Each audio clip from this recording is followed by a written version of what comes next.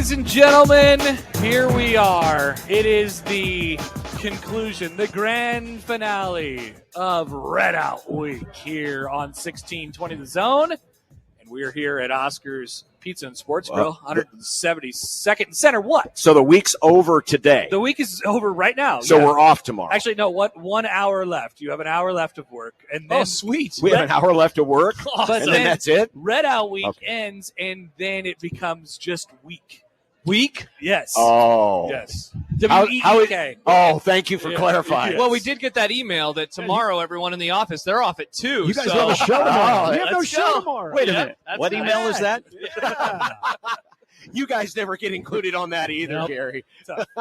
You morning slobs have to be there. You guys have done it too. Good job. Hey, thank enjoy you. the long weekend. The extra long weekend. it'll be great. Yeah. I'll need to recover after that long night of watching North Dakota State whoop that Colorado. You know what? Oh, hello. Where's Buff Josh? No. Have you guys seen Buff Hey. Josh today? Hail to the Buffaloes. Hail to the Buffaloes. He looks You want insane. Colorado to Oh win. my gosh, look at him. Whoa, you want Colorado to win. He is wearing a Travis Hunter Oh, my jersey God.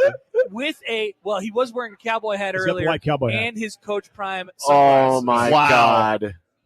Good Tough. Lord. Yeah. You know, he's one of the, You know what the irony was, though? His weight person today was wearing a Sean Keeler costume. So kind of a What did that rough look day. like? wow. It's kind of odd. Sean Kind of Keeler odd. will So- never go away. Very specific. So does Josh also like money over the First Amendment?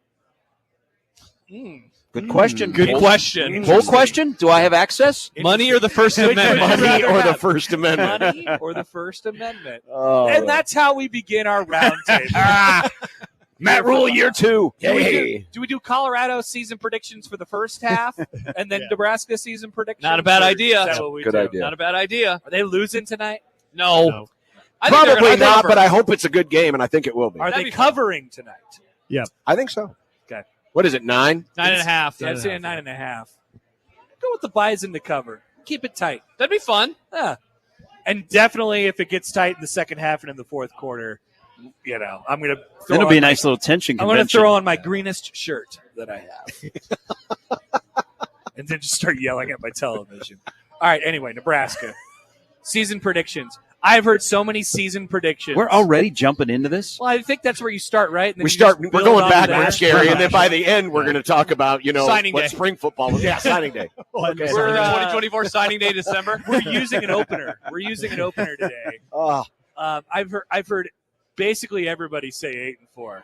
Every 8-4 seems to be the base stock prediction at this point. well, we've had a few 7-5s. A few 7-5. Simple was a 7-5, I've heard a 9-3. Jack Mitchell was a 7-5, but it's a bit. but it's a bit, yeah. What is that supposed to be? Yeah, well, if they're better, then he can be like, I was just doing it for laughs. And then Mike Schaefer said 9-3. Yeah. And you guys have Schaefer on your show tomorrow. He is Yeah. very bullish on this team. He has been bullish for a while. Yeah. I always do when I leave the spring game go, what does this program feel like? And it felt like 7-5. I still think it's 7-5. Now, this is one of the years that I would love to But be it's wrong. not a bit. It's not a bit. Okay. I think they're 7-5, and I would call that progress. And a bowl game is progress. What's the difference, Gary, for you between 7-5 and 8-4? Because I don't know if guys can handle when people expect them to win. Like Oh, we yeah. haven't seen that. That's good. So all of a sudden saying they're going to be 7-0 with a program that hasn't been able to stack 7 straight football games where you win. And I know things are different, but they had a chance to learn how to win games that matter on a Saturday in East Lansing last November, and they couldn't get it done. Then they couldn't get it done. I know there were a multitude of things, and they are a better football program than they were when the season ended, but I have to see it. So I think 7-5, and you could talk me into 8-4, but I'm going to stick with 7-5. Is everybody else at 8-4 at this I'm table? at 8-4. Yeah, it's interesting because I was in a 7-5. I know. Okay, they lose Teddy Prohaska, so that's a big part of it. But for the most part, relatively healthy coming out of camp. Other than that big area where there is obviously a depth issue, so that's a big part of it. But I'm not even coming close to saying 7-0 right out of that gate. I think 5-2, 6-1 is close. But if they're to finish, if this is a better team, they grab at least 2, if not 3 wins in that backstretch, which to me would mark improvement. So that would lead me to 8-4. Is it fair to say floor is 5, ceiling is 9? Boy, Yeah. I would actually move the floor up. Would you move you'd move it up to 6? I think the floor is 6. I think they have too many things that they will not fall below, not get into a bowl game. Now, I like John's it would, floor. it I'm would with, be, I'm with 5. It would be injuries. They were decimated, and they got injured at a key spot. But I also think, I do wonder if, and part of this is, when we go through our exercise of previewing all the 25 teams, I tend to get a better feeling about some of Nebraska's earlier opponents, and I just wonder if we're underestimating the front half of the schedule just a little bit. Like the first 4 or the first 7? The first 7, right? Because basically we've divided this season into the first 7 and the last 5. Right? So when you say underestimating, that'll be easier? We're underestimating the other teams. Oh, okay. We're underestimating a Rutgers. Yeah. We're maybe not a Rutgers, but we're underestimating Not a Rutgers Indiana. for me, folks. You like Colorado. Indiana. I like Indiana. I worry about that Indiana game. So here's a fun game then. How many one-score games will Nebraska play in that first 7? That's a good question. So Colorado. It's UTEP, it's Colorado, Northern Iowa, home against Illinois on the Friday night, at 4. Purdue, home against Rutgers, at Indiana. Out of Which 4? Out of the first 7, 4 would be Colorado, Rutgers. I'm going to throw in Illinois. Those road games are not they're tricky. I'm not. I don't know why, because I don't think they're a very good team at Purdue. First road game, 11 a.m. game, sleepy environment. Dead atmosphere, Yeah, so that one has been on my radar for a little bit as well. And then which one am I? There's one I'm missing. Mr. Optimist, Mr. Schaefer said the Purdue game was the one when I asked, what's going to be the most his painful first loss. That was his first loss. For Schaefer. It's a weird game. It's a weird game. Nebraska's a better team on paper. It's the first road game, 11 a.m., sleepy Ross-Ade Stadium. I'm not saying that they lose that game, but I think that one is tight. I think it's 3 or 4 one-score games. I think it's Colorado. I think Purdue is a good pick for 1. Illinois is another good pick for 1. Rutgers is a good pick for 1. Rutgers for sure, yeah. I don't know if it'll be Illinois. I mean, 400 so? sellout Friday night. I think it's going to be a really juiced So atmosphere. you trade that for Indiana? Yeah. I'm going with 3. I think it's Purdue, Indiana, and Rutgers. Whoa, not Colorado. Not Colorado. Okay. Not You think they roll? Yes. And I also think they beat Wisconsin by more than 1 score this year. Wow. Mm-hmm. So now we're looking at Wisconsin. the Shaking 5 hands games. emoji, me and Connor on Wisconsin. Okay. But isn't it tough to make a – I mean, I know It's that's – it's a long way away. Yeah, like it's where you could fast forward 3 months from now. What will the Iowa-Nebraska game look like? I mean, Well, it'll be cold. it could be. It'll be dark. Remember, It will be dark. The thing about that game is very rarely, since Nebraska's been in the Big Ten, has that game meant something for both teams. Usually, one is up, one is down. Correct. And my thought I think is, I think that ends this year. yeah, Nebraska's going into that game 8-3 this year. Because I think Iowa could be a Playoff I won't dark even- horse, right? Yeah, they I- could be I don't playing know. for a playoff trip. I won't even say dark horse. We're They gonna had do 2 we're gonna losses. do our brackets today, and on my first run through I had Iowa in. So think about it. There's a real world where they're 9-2. Is that Yes. 2 ranked teams in that game? Is there 2 Yes. ranked teams I think in that so. game? I think That's so. 2 teams that are maybe fighting for a playoff spot. I think it would. I think you'd be disappointed if Nebraska was not ranked going Yeah. into that game. It's like a 9-2 versus an 8-3 team. Yep. Nebraska trying to play spoiler and maybe get in backdoor, and Iowa just trying to lock up a trip. Gosh, that would be something, huh? Yeah, That would be that would mean awesome. It something. would be amazing to see Nebraska playing a spoiler role as a ranked team, though, because they played spoiler role in that, like, the 22. 2015 game when Iowa was undefeated and they're Yeah. trying to wreck that, all those things. Yeah. If they're ranked playing spoiler role, then, yeah, success. Okay, That is a now success. that would mean something. Now, wouldn't that be something that game finally? There's something on the line in that game, and the divisions are no longer around. I know. because I know. because the way they set up Black Friday Yeah. was Nebraska and Iowa were going to play to go to Indianapolis. Something's on the line, but it's not a Big Ten championship Yeah. game spot. Yeah, 4th place. but in the Big Ten, 4th place, Yes. maybe your punch ticket to go to the playoff, and you're that like, is, all right. that is going to be so hard to. I mean, I've had a hard enough time wrapping my arms around the idea that we can now openly tout that you are paying players. I mean, Baylor's wearing T-shirts saying we pay players. It's going to be hard for me to wrap my arms around finishing 4th place in an SEC or a Big Ten, and you might be a playoff team. Well, That's just going to seem so weird. as John said, we're picking the playoff today.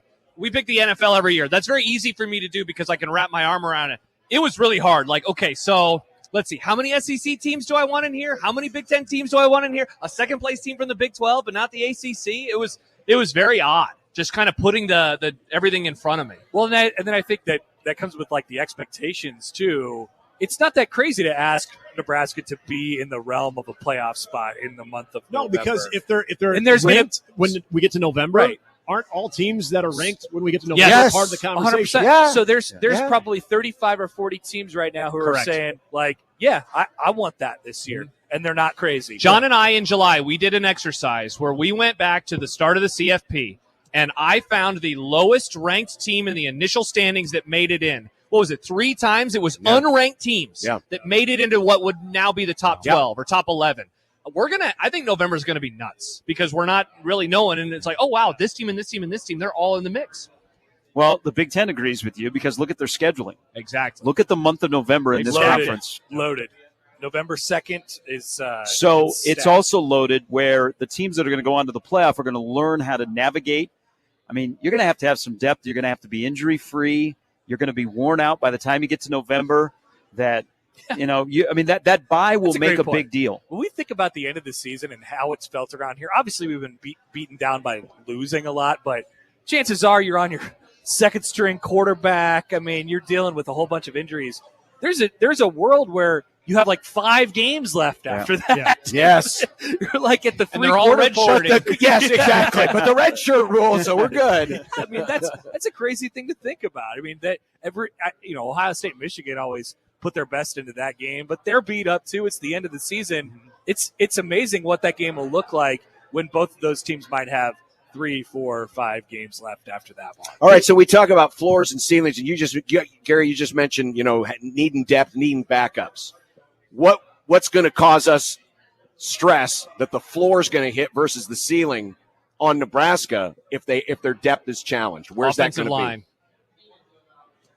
Yeah, tackle. Offensive line. Yeah.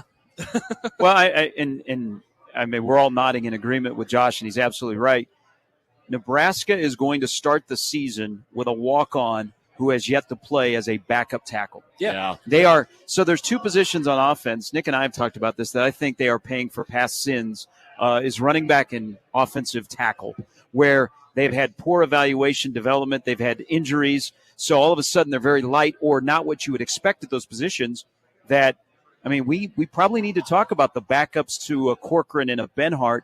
And, oh, my God, what happens if they get injured? Because then I think it becomes a Mazuka or somebody moves out, but that disrupts on your offensive line. See, that's why I've been asking the question all week, who on this first depth chart among the second or third teamers is going to have the biggest impact on the season? And I almost wonder if that person, good or bad, could be a Gunnar Gatula. Who could be the backup at either of those tackle spots and could be needed. And here's what is unfortunate about that is he's injured. Yes. This would be an opportunity for him to play this weekend. Yeah. Mm-hmm. I mean, play if the game goes where Nebraska wants it to go, but also I think get him into a series early in the game, and he won't play this weekend. So we know Grant Segrin is the other tackle. Who's the 4th tackle right now? So does it exist? Well, are you moving like a Litovsky or Is there? Well, so I didn't they see have. that. They would, if they had to get to that point, I think you get back into the Jacob Hood conversation. Not appearing on the first step chart, by the way. But again, and you also, speaking of the redshirt rule and tackle, is you have 2 young tackles that you like in Pyle and Bricks, but you don't want to burn their red shirt, and they're not ready to play right now. But maybe if they show you something, then you go, okay. Yeah. All of a sudden they show up on a Monday on a depth chart as the number 2 guy. which will be awesome for them when they start the Big Ten championship, the quarters. No. What did you guys say yesterday? You could play, is it 9 You could play games? Play 9 games games, because you got 4 in the regular season, and then if you have a conference title game, and if you lose, Wow. you could play 9 9 games out of- and not out of burn 16. a That's red more shirt. than half the season. Yeah. Isn't that stupid? and to go 9 games used to be a full season way back when. to go back to the offensive line thing, I mean, it's not like we feel great about Turner Corcoran either. up front. So, I mean, that's absolutely the answer to that question. That is the position where if it all of a sudden starts getting beat up or guys aren't kind of rising to the occasion, yeah, you start to smell that floor a little bit. But at the same time, like, you could flip it and say, well, the defense is going to be good almost no matter what, right? That should affect the floor as much as anything. Yeah, and how good they are affects how much it moves up or down. Absolutely. Like if they're as good as they were last year, Yep. what is that, a top 50 third down defense, top 25 in some other categories, what does that mean for the team? Versus if they're able to get to like a top 15 unit, I think any improvement by the defense right now, we talked about this morning, and Gary has it says, would you say a defensive identity team? Yeah. Yeah. And so if they stay where they are from a year ago, but the offense is more serviceable, okay, then I think maybe you're at least hitting a floor of, I think, 6. But if the defense takes a big step forward, meaning takeaways, you're getting even more pressure on the quarterback, and you're generating that with 4 down linemen as opposed to having to get exotic. And then you look at, again, the offense having incremental progress, but the defense takes a major step forward. That's where you do get into I think the ceiling of it, and that just goes back to the part about the offense not having to be this top 8 offense in the conference, an offense that has to be serviceable, an offense that I think we'd all agree has a chance to do even better than that.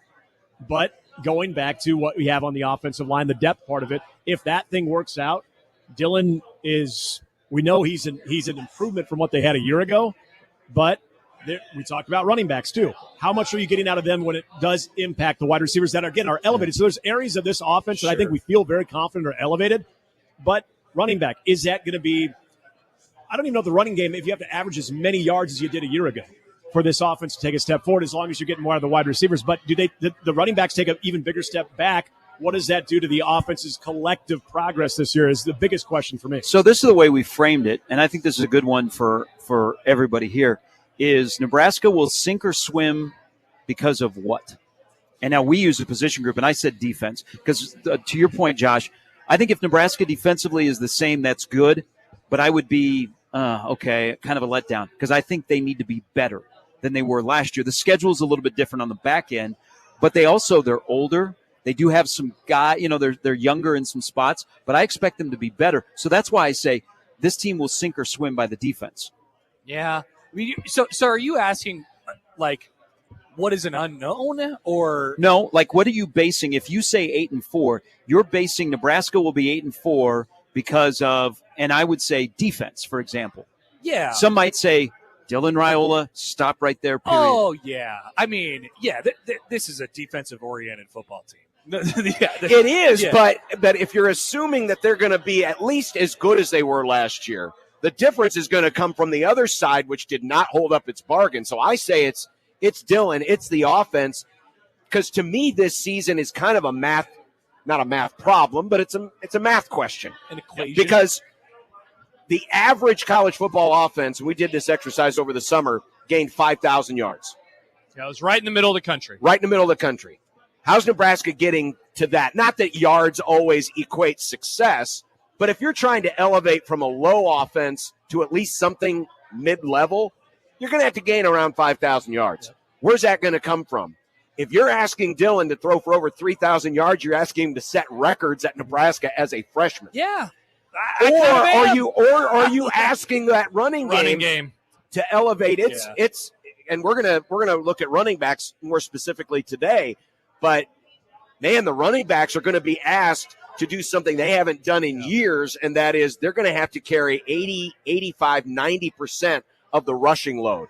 Are they ready? This sounds crazy, but I'm actually putting more confidence in the guy who hasn't played a college snap yet. That I trust the ability for him to reach that and to have those type of expectations and fulfill them, as opposed to a running back group that is fine but doesn't wow you. Doesn't wow you at all. So I actually am putting my confidence level in a guy who has not played one college football snap. If Dylan Rhule throws for 3,000 yards this year, it will be the 5th best single season passing yard mark in school history. That's not that crazy. Nebraska's not. It's behind Joe Gans, Zach Taylor, Tanner Lee's 2017, and Tommy Armstrong's 2015. Well, I actually don't think that's that crazy to ask Well, for. do 3,000 divided by 13. That's Sure. what you're doing. And given what you just said, John, about not having that quarterback run game in there, we have been using Adrian Martinez as like this kind of baseline example. He threw for 2,600 yards in his freshman season. He also ran for another, 600? 643. I believe. Nice. Good. And he job. basically missed 2 games. He didn't play the Troy game. So what's so crazy about limited. 3,000 for a guy who's not going to run for 600 yards? It's- I don't it's- think it's crazy. It's at all. not crazy, but it does show you just how dynamic we're asking a true freshman to have to be in year one if they are to elevate to what we would call a mid-tier college offense. Yeah, and there's no doubt it's going to be harder for those running backs because they're going to run it conventionally. I wonder what they can do to get more creative with that, given that they will not have the quarterback run game this year. And They so, need to help and those so guys. it almost begs the question, because the topic of the week has been Harburg's not a clipboard holder. Could he have more of a role than even we're expecting? The Harburg question. We Well, spent a lot of time on It pisses Sybil off. No, so go back to this about It's starting to make me mad too, Now- honestly. I don't know. now Nebraska I'm has over it. to Nebraska has to get to the point of when they want to run the football, they can run the football. Yep. And I Yep. think they're going to throw it a lot. I mean, I do too. You don't hand the guy the keys to the car and say, "Hey, only drive in the neighborhood." But they're going to have a little bit more play action. I think they will run a little bit more RPO than we expect. Yeah. So they will open it up. And I just think the dynamic of the threat of you've got multiple weapons in the passing game is going to benefit Nebraska greatly. Yeah. I mean, They and will also, go and to also, where their strengths and are. also, there's another thing. I think this is a better group. They become a better group. Now, there's some that are better than others of catching the ball out of the backfield. Like the screen pass is back in play at Nebraska. It is. It is. You're I right. mean, because you have a quarterback that simply can play pitch or catch Yes. and has a nice soft touch on the ball. and that's one- an extension of the run game. So one thing they've done with Harburg here, Harburg has actually improved in the screen game in short passes. So I think all of those things will lead to better rushing. But here's a good question: do you I have don't more? need Harburg throwing screens. That's for sure. But his short game touch on the ball is a lot better than it used to be. Is it better than Dylan Raiola's? No, that's a whole different Right. discussion. Right. You don't take a So five. when's he you don't going to be take a throwing fi- screens? You don't take a Never. 5-star off the field. Yeah. But more likely for Dylan Raiola to throw for 250 yards in a game, or for running backs to get you 250 yards rushing in a game. Okay, repeat the question. 250 for running backs in a game. 4 running backs combined for 250 in a Okay. game, or the quarterback throws for 250. I still think it's Dylan. Yeah. Dylan, for I think sure. Nebraska's going to run it for about 160 a game this year on the high end. Like that would be a great number for them.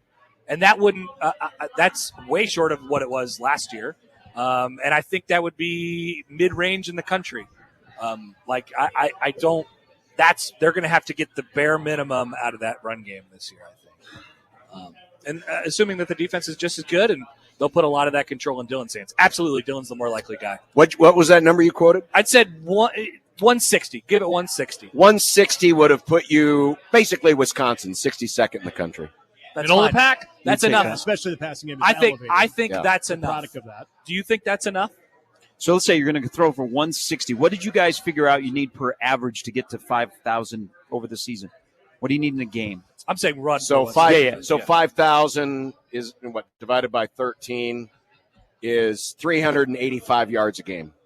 Okay, so Which now, doesn't sound like a lot. No, it doesn't. 385 minus 160. Well, Last year it was a so lot. wait, what was the so that's running- actually a good formula. Yeah, So 220. Connor's 160 rushing, and then do the passes. 230 Right? gets you to We got it. 3,000 yards. It's done. Math is done. Boom. We figured out the whole season. Go us. What you get if volume from a passing volume standpoint, and you have the receivers that you think you have that have elevated that room, 230 is not a lot, in my opinion. That's not a lot. No, It's very 230 doable last with the, year The type of for- skill set that Dylan That's Raiola's the has. 43rd best quarterback in 2023 Okay. per game. Not bad. And with a great defense, that might get you Yep. to where you want to go. All right, we are at Oscars. Come join us for some lunch. They have burger specials going on right now. Burgers and fries for $8 at Oscars until 3 o'clock. Connor Happer shows here on Sportsfly Conduct until 6 o'clock at Oscars, 172nd and Center. We'll be back with more of the Roundtable coming up on 1620 The Zone.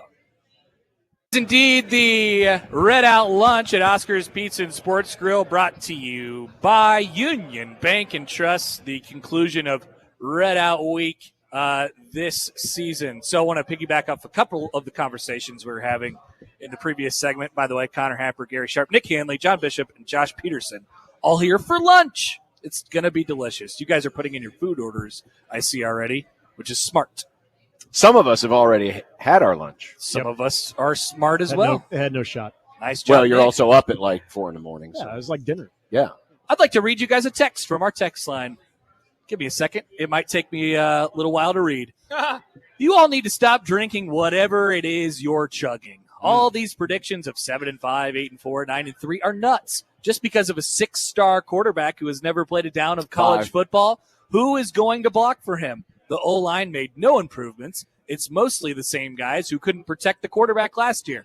Who's going to run the ball? It's the same guys everyone was disappointed in last year. And the line won't be opening holes for them. The receivers are all untested except the ones who couldn't get open last season. I don't know if that's true. Every year, you media guys forget how bad the same players were last year. I predict Dylan Raiola gets hurt in the Colorado game and is out for the season. Wow. They go 5-7 after starting 4-1. Raiola transfers after the season. You have to remember the curse of the Maverick is strong. Oh, good Interesting. God. Wow. Interesting. I've never heard of a curse of the Maverick, but okay. It's strong, apparently. It's a good roundtable, at least for 31 minutes. Yeah. There's a lot of optimism here. Oh, well, that was a fun season. So can I just, like the wide receivers? Yes. Jamal Banks was pretty good at Wake Forest. Definitely tested. Tested. Jalen Lloyd, when he got to play, was tested and performed pretty well. Mm-hmm. Okay. Nair. And Naor has shown flashes. He's been tested. Yeah, tested. That's definitely better. And to be clear, like that is where a lot of the optimism comes from. I'm starting to sense that a lot of the optimism for this entire team comes from the improvement in that room. Because remember when Raiola, when all that stuff went down in December, it was like, that's cool, but who's he going to throw to? Yeah. And now the answer is, well, those guys. Yeah. Really good players. And they all seem to have hit, too, based on what everybody has said throughout fall camp. Well, like, look, those guys are leaders. And Fedoni. Last year, a guy that started 6 games and had 599 snaps, those two guys are third on the depth chart. 100%. Exactly. That's actually a great thing for Nebraska. Right. Yeah. I don't think that's what it should blowing be. smoke. No, that's a it's real the life coaches thing. acknowledging something. Yes, that's a real life thing. And you have a quarterback who is better designed to get them the football. I mean, a lot of the productivity or lack thereof last year was because Harburg struggled in that game, and Nebraska's offense in general struggled. So, you know, when you have a better quarterback, theoretically, and listen, we can address the offensive line. Yeah, the sack rate was not great last year, but again, there was no give and take. There was no the running game is helping support the pass game and vice versa. No. Your offense was Heinrich Harburg running the football. And throwing That it was- deep twice. And throwing it deep. Not That pass. was basically your offense last year. It's going to be a lot more dynamic, at least diverse this They'll year. just have the ability to do different things. Yes. So we're all going to have to adjust on how they play offense at Nebraska. They threw in an open practice. Yeah. It was not to appease the fans. They threw a fade from the 5-yard line and they completed it. Yeah. Okay. They were practicing pro back. level stuff. I went to a Yeah. practice. They were practicing back shoulder catches, something that simply the quarterback last year would not have been able to execute. That's it. Like, I mean, that is definitely different. I always respond to texts like that or whatever with this. Like, I would be confident in Nebraska this year to get to a bowl game without Dylan Raiola. Same. Without Dylan Raiola. The ceiling, that's where Dylan Raiola comes into play. Yep. But the floor is not about Dylan Raiola. It's about all the other stuff. Well, you mentioned a diverse offense much more this year. And when Gary was talking about just the screen game, but even when we talk about smoke routes, we talk about swing passes, how many times people get so ticked off like, oh, another swing pass by Nebraska, and it's off time. It's behind the receiver. Yes. It takes him out. So then the entire sequence can't be successful. It gets blown up. When you have a guy that the simplistic throws of something like that where you got big bodied guys out on the edge that can secure that and Wide get your receivers faster- running after the catch. Yes, maybe? completing passes isn't just about getting it there. It's Right. about getting it to them in the right spot so that their momentum is Thank going you. the right Yes. way. Great point. Right there is that's maybe not even a diverse offense. That's just a simple basic function from a It's quarterback executing. that I know. that has the ability to Not a function foreign as concept. a quarterback. Should be pretty bare bones. I look forward. I mean, you may get a smoke screen, or you may get the quick pass to the sideline, and listen, Adrian had a problem with this too. Yes, he did. Right? You might actually see one of those plays pop this year, Mhm. and it'll all be because the ball was put in the right spot with the receiver going in the right Allow for direction, momentum. and somebody making one block on the perimeter. I love this. And This it's a is fair so point simple. it's a fair mention of the receiver as well. Yeah. We talked about the quarterback getting there on time too. I The mean, receiver actually being there and being able to Well, advance it upfield and follow Yes, blocking, and lead blocking. throw in this is the kind of wide receiver.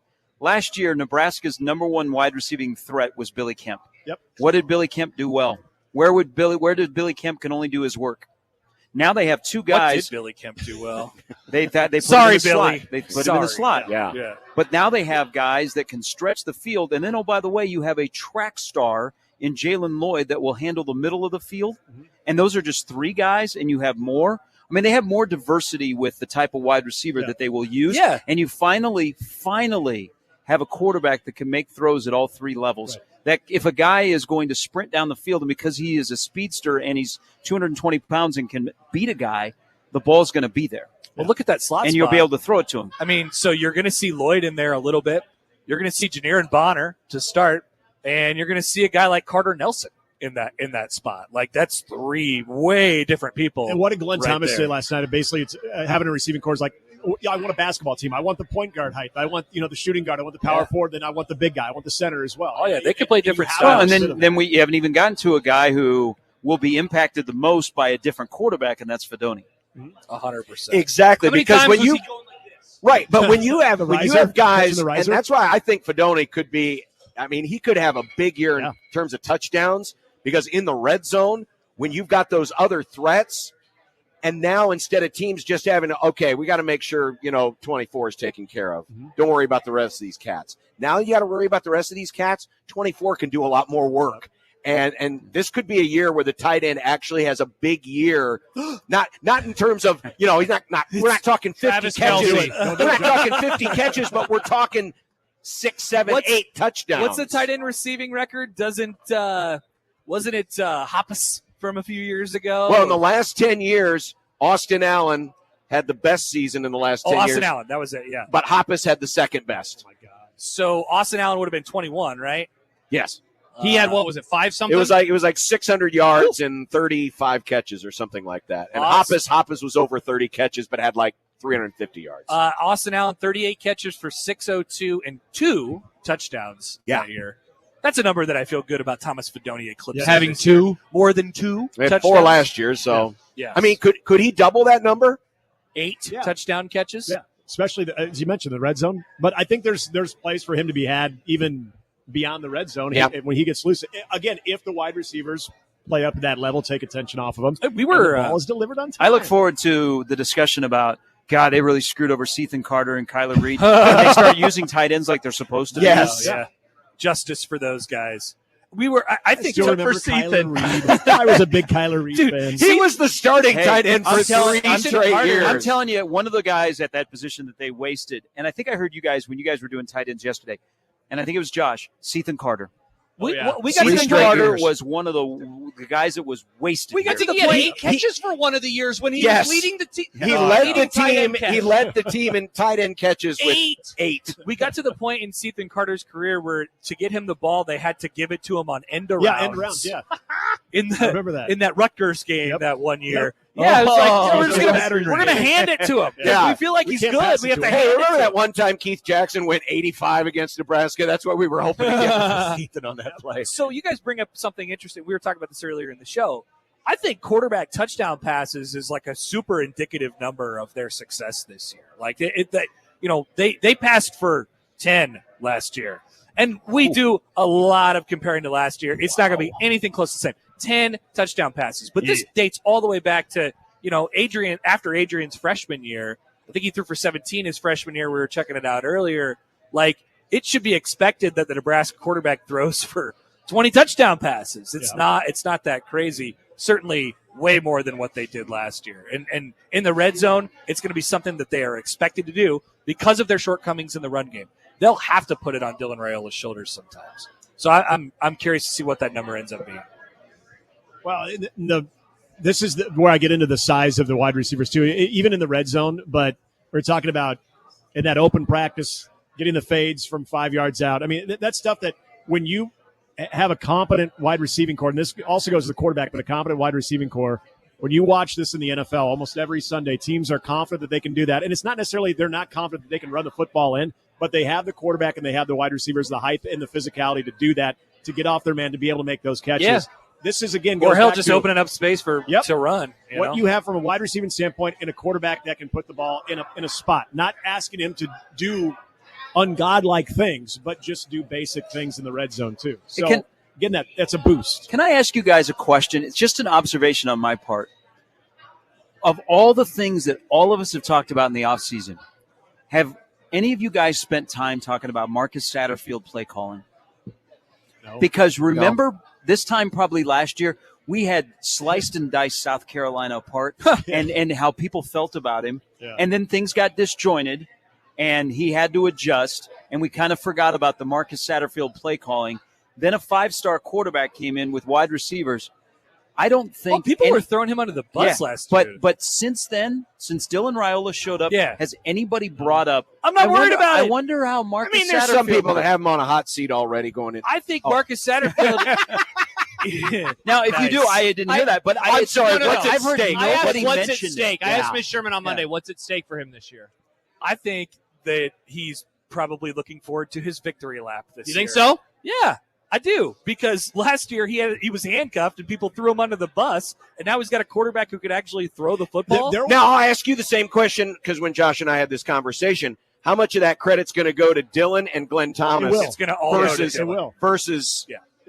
Marcus? Because They'll say what changed. And if the offense is right there. bad or it turns it over, whatever, Satterfield's the first to get piled on. But see, even last year, I think we all remember, and I don't know if a lot of fans wanted to always admit it, but there were games where you could watch and say, hey, that was a pretty good idea. That's a pretty good design. That's a pretty good call, but it was not executed because of either who you had throwing the football or God knows what was going on in the front. So there are moments you're like, oh, I like that. You just can't execute it. But people forget that. Don't you feel like there's a world where Rhule is having a press conference and he's like, I mean, Satterfield, he hasn't changed, and he's saying that as a compliment because of how well the offense is doing. Like, I know people want to give credit to Glenn Thomas, but Marcus Satterfield, he's still doing a good job. 100%. Well, they're also a little bit of, like, so there's two people that are like Rhule's guys.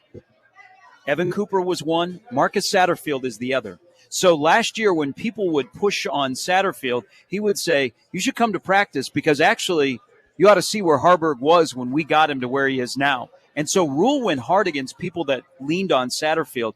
So it's curious they really haven't brought him up. They've kind of just let him do his thing. He went out and got a quarterback coach so Satterfield could essentially slide to tight ends, a position group that he's more comfortable working with, and then just call plays.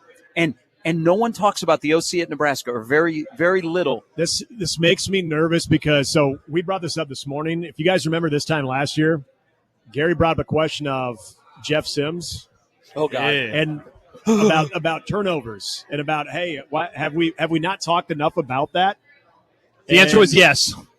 No, but at the time we hadn't. Well, talked a little bit about Georgia Tech, but everything seemed to be sort of. We thought he would tone it down. We thought it would get better. He could take snaps. I don't know. There was something about Gary bringing that up where it almost kind of like harshed the vibe of, this will be fun. Well, and then it played out that way. So if there's it awful played out play that calling, night. there's awful play calling Saturday night, I'm blaming Gary. The coaching things that people love to talk about is definitely offensive play calling, and also what cropped up last year, situational Matt Rhule stuff. I mean, that was a lot. I imagine, I mean, Nebraska's going to be a lot of close games. We talked about that part already.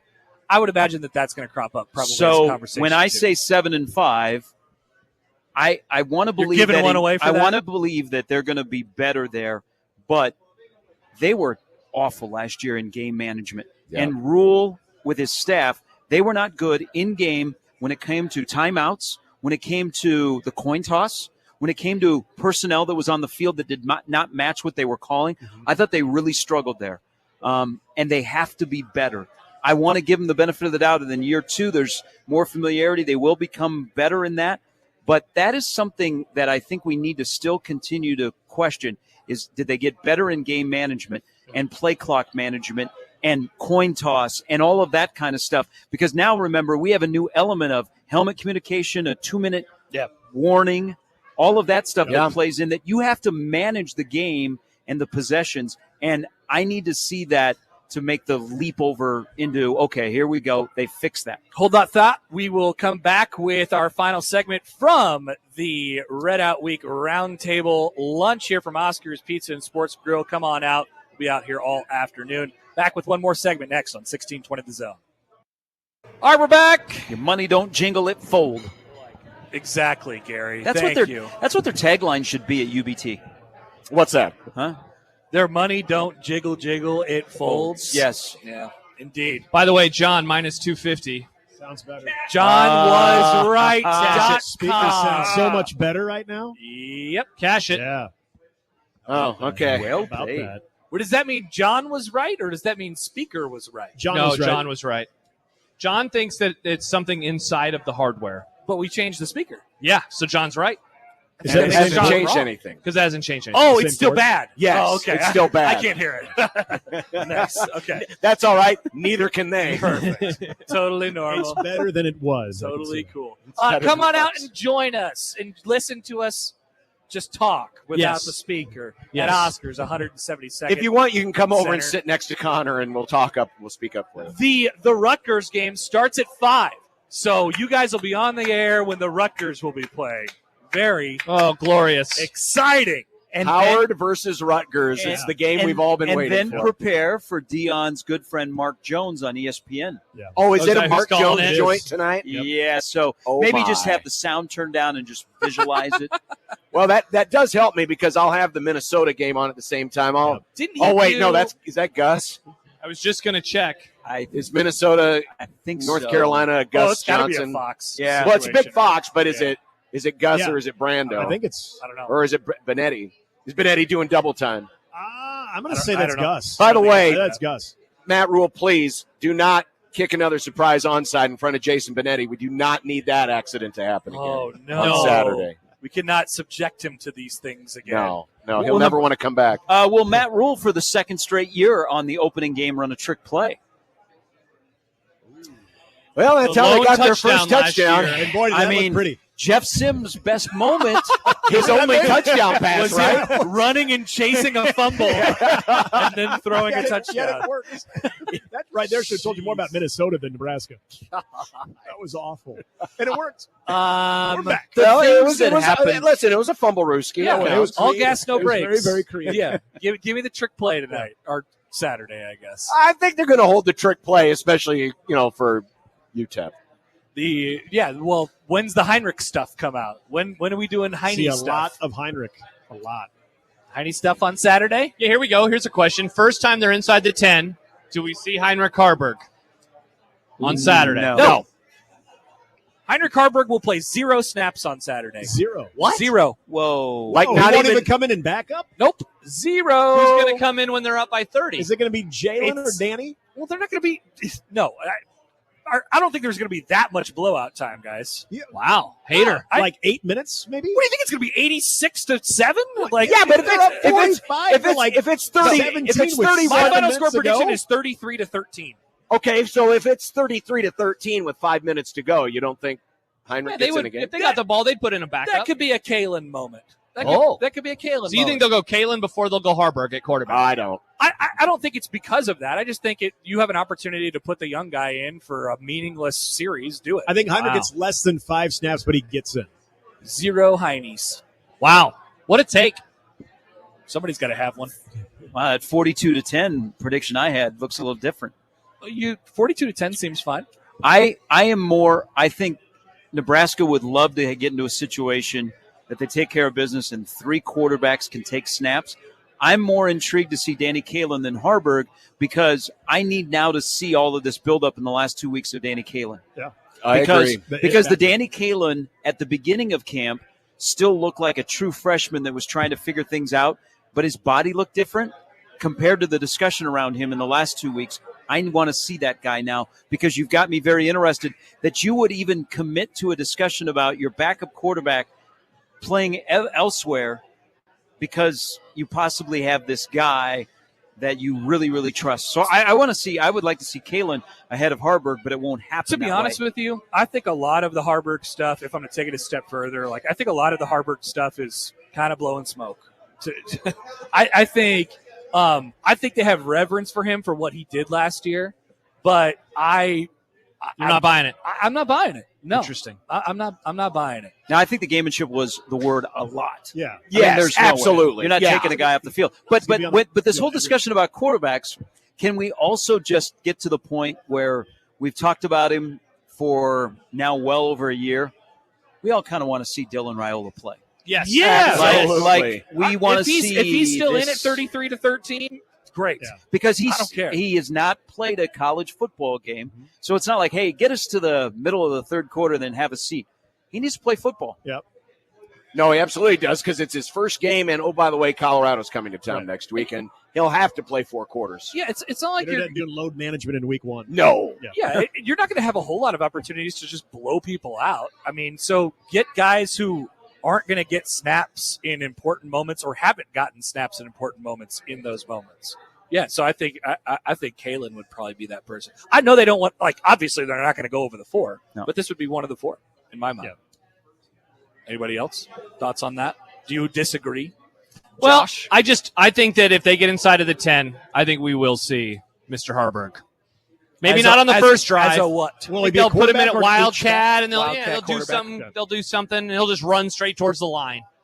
I think that's what they meant by Plow. he's too good to, because he's not going to be taking snaps away from the other tight ends or receivers. I would hope not. If he is, then they've been spending a lot of time in practice that I don't think they honestly didn't do. I'd like to So see. I think it's going to be it's short yardage. It's, hey, we want to switch things up by throwing the running quarterback out there. That's where you're going to see him in a non-backup quarterback. Or do they I put him in agree with motion, that. toss him the ball, and have him throw it in the end zone or run it? I'm fine with all that. Just not this week. Yeah. I think you rep. Save that for Northern I Iowa. think you rep the conventional stuff this week. Yeah. I think next week if you want to unveil the Heinrich Harburg plan and he comes out at a Wildcat quarterback and people get confused and they don't know what to do, I think that's the moment for it. I think that is a more important time for that. I just think this week, let's get the basics straight. Not a bad idea. Not a bad idea. We just talked about do they have this great ability to run the ball? Do we know for sure that they can run the ball? I want to find out if they can. All right, so you win the toss. Kick. Do you kick off? Do you defer? Do you take the ball? Defense, throw the Okay. bones. I take the ball first. Why? I want Dylan on the field. Get him on the field right away. I don't hate that idea. He'll be there Symbolic. eventually. I don't hate that idea. You want I to throw take him the ball. deep too on the first play? I don't know if you're throwing deep on the first play, but I want to put that defense out there. What's going on, guys? What? I would too. I would. I want to put that defense out there. I would want the defense on the field first. Dylan's going to get hit. There is nothing like getting a 3 and out on the first possession. But here's the thing, and I would not be surprised if this happens. Think back to last week's Florida State game, how they just marched down the field, and then Georgia Tech did the same thing first drive of the season. Yeah. I think first drive of the season, the offense has a bigger advantage because the defense isn't quite sure what to expect. Nebraska's still trying to figure out what's UTEP going to actually do. Sure. Right? I think the same thing can be said the other way around. I think Nebraska wants the offense on the field first because they're going to be able to get down the field. It would not shock me, and people will probably panic. It would not shock me if UTEP scores on their first drive on Saturday. Oh my Would you God. like to put it on the list, on the short-term list? Fine, put it on the list. Wow, they're scoring on UTEP their will first score drive? on the first drive. Is that, All right. is that including a field goal? Yes. Okay. Wow. Interesting. UTEP will score on the first Did drive. you guys think- watch Schaefer's Twitch game last night? Because UTEP was running all over the place for a while. They were everywhere. I'll be honest, that's why I've been to pick. After what he said, I feel bad because that would probably be the first caller then holding on Big Red overreaction. 100%. That'd be a 4-hour Down long hold. 7-0. Yeah. All Definitely. right, it's on the list. Told you guys this wasn't going to work. Very interesting. I think if Oh. Nebraska is presented with an opportunity to take control of the game and they have their offense or their defense as options, they're going with their defense. I agree. You're probably not wrong. I just think that's your backbone. Rhule loves defense. That's your team. Yeah, right there. He All loves right. defense. Good round table. What a round table. Do we do Rectangular Wings, table. rings, and football things. wings, rings, and football things? So we're all at 8 except for you. I am working between two numbers, and one of them is 8. I You're have not still not landed. home Oh, yet. yeah, we are giving ours tomorrow. Okay. Spoiler alert, Eight Happer. is one of the two That's numbers. what I thought the I'm- round table was for. I thought it was for predictions. Why do I have a feeling you might be considering maybe even a greater number? Oh, is he Four. going to pull a I'm Mike looking forward to Schaefer? listening tomorrow. Why are you in my mind? What are you Okay, doing? so what are you doing? if- What are you doing? If you are in the 9 category, where does Nebraska go with 9 victories? What does Florida. They're I in the still- best bowl that's not the playoff. Yeah. Yep. I have been waiting But all for of a this sudden- forever. But all of a Senior sudden, you'd be table. 6-3 in the Big Ten, right? Yes. Okay. Yes, That'd be the best Big Ten team to not make the playoff. or one of a couple of 9 and 3 And teams. given the interest in getting Husker fans back to a bowl site, oh my gosh, someone would be so pumped to scoop them up. Orlando. New York City, here we come. No, you stop it, John. Pinstripe We're going boys to- on the run. Where Gary's voice is at the airport, the Orlando Yes, airport. Orlando. Yes. I would like that. You could take great. the tram and listen to Gary. I would rather go to the Holiday Bowl. I know Nebraska went there a lot. San Diego. Yeah, San Diego does seem cool. But Wait, Josh do is they still Anywhere play in but San Diego? Detroit. Where do they play it in San Diego? Petco Park. Oh, that's right. All right, it Josh- looks like it's the Citrus Bowl would be the highest non-CFP. That was Tennessee, Iowa last year. I think Iowa. that's New Oh, Year's- and what a game that that's was. New Year's Eve. 35 New Year's nothing Day. Tennessee. Yeah, that was New Year's Day. Eve. Yeah, New Year's Day. Day. It was New Year's Day We were last in year. Washington. It will Oh, be man. New Year's Eve this year, I believe. Before the playoff Yes. game. Okay. Yes. That'd be sweet. But I might- whoever is wearing the nice bowl jacket that's going to present Nebraska with the opportunity, they're going to be bombarded. I mean, Nebraska A lot fans. of questions. Nebraska Question fans for you. will. You know what? 7 years I've been saving my money, Oh, yeah. and they That will is take if they over a haven't stadium. shot all their load going to the volleyball Final Four. Oh, Yeah. interesting. Might still be hurting from Dublin, too. That's still paying that credit card off from Dublin.